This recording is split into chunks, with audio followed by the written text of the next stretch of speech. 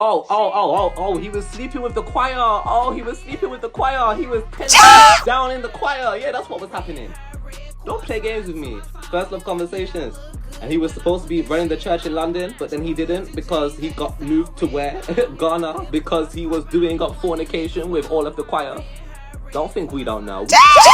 But one of the girls had to change their name because Dag Hewitt Mills is a Dag Hewitt Mills is a narcissist.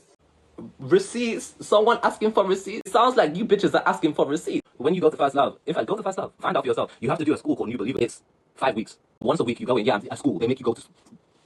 Don't think I'm lame. Hey y'all, Future Me here. So basically they make us do New Believer School and it's 5 weeks of school. Basically in that school they basically teach you that you need to forget everything about the world. So whatever you know to be true, forget about. All that you need to know is in the Macarius. The Macarius is the collection of books written by Dag Hewitt Mills. Anything outside of that, you don't need to know about it. You shouldn't know about it.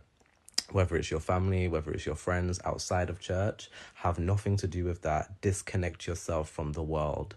Anything that is worldly, you need to not be associated with it anymore. New Believer School, you're not allowed to do anything in the church until you have done that New Believer School. So joining choir, joining ministries, ushers, anything like that, even speaking to the pastor, you're not allowed to do it until you have completed that New Believer School.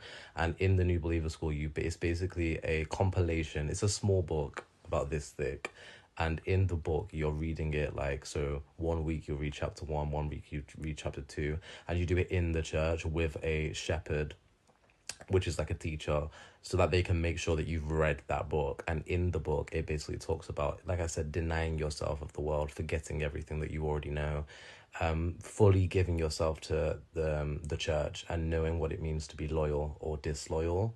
And he actually has a book, Dag Hewitt Mills, called Loyalty and Disloyalty, which I would advise you all go read. Ciao. E is absolutely spilling the tea. And guys, I couldn't help but come in and do up a little bit on loyalty and disloyalty. So here we go. I want to let all your MFers know that E is my bro. He's my king. So if you lot do something to him, you do something to me and I will pull up. All right, so let's go. The loyalty and disloyalty doctrine, what you need to know. All right, the first point is there's absolute loyalty to the leader. The book teaches that your loyalty must go to the highest authority in the church, even above family, law, or your own conscience. 2, information control. You're told not to learn from outside ministers or sources. Only what the leader teaches is allowed. 3, confession and surveillance. Everything in your life must be reported. Secrets equals disloyalty. This breeds fear and dependency. 4, guilt and shame as weapons. Thinking differently or questioning is framed as spiritual failure or rebellion. Absalom! Orango! Rebel!